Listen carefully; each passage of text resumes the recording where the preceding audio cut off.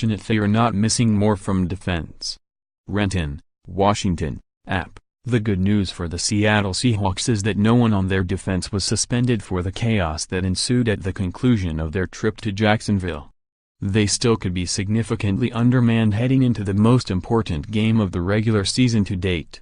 The Seahawks might be down as many as 5 starters on defense from the start of the season going into Sunday's NFC West showdown with the first-place Los Angeles Rams. Seattle has learned how to play without defensive end Cliff Avril, cornerback Richard Sherman and safety Kam Chancellor, as all 3 have been out for more than a month. But last Sunday's loss at Jacksonville cost the Seahawks 2 of the more important remaining pieces. Linebackers Bobby Wagner, hamstring, and Wright, concussion, are both in question for the matchup with the Rams.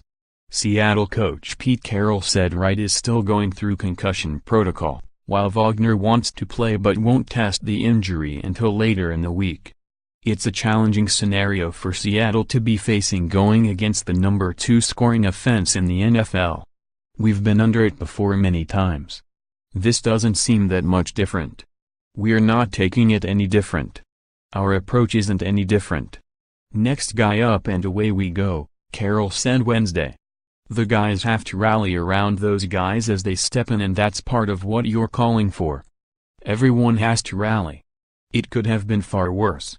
Seattle escaped potential major punishment against defensive lineman Michael Bennett, Sheldon Richardson and Quinton Jefferson for their actions at the conclusion of last Sunday's loss to the Jaguars. Richardson and Jefferson were ejected, while Bennett's personal foul instigated the mayhem. The trio will likely be receiving large fines from the league, but avoiding suspensions was a major boost for the Seahawks. Jefferson's actions drew the most attention because of his brief attempt to climb a wall to go after fans who had thrown bottles at him as he was leaving the field following his ejection. Jefferson said Wednesday that the bottles plus a specific comment he heard about his mother set him off. "It was even worse because my kids have seen it, my wife has seen it," Jefferson said. "She was upset about it and I felt even more upset for them because they had to watch that." Jefferson met with Carroll on Monday and said it was difficult to watch the video of the incident. "We talked some about it," Jefferson said. "It's just one of them things. It's unfortunate. You wish it didn't get that far, wish it didn't happen. But it's one of those things that happened. We've got to learn from it and we've got to move on from it, getting ready for LA."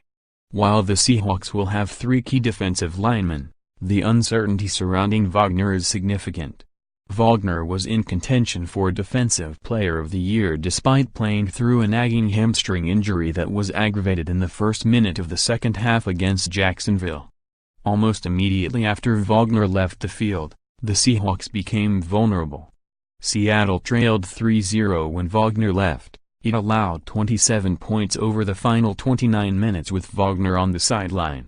While there were a number of breakdowns that led to the scoring outburst by the Jags, the loss of Wagner was substantial.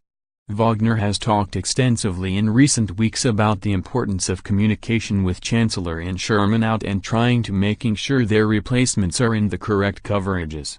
There appeared to be more breakdowns against the Jags after Wagner went out. Veteran Michael Wilhoit would step in if Wagner isn't available.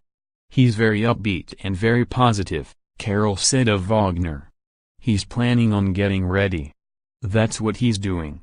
Notes: Carroll is hopeful that Dion Jordan, neck, will be back this week, but DT Nazir Jones, ankle, is still in rehab mode, and likely will be out again.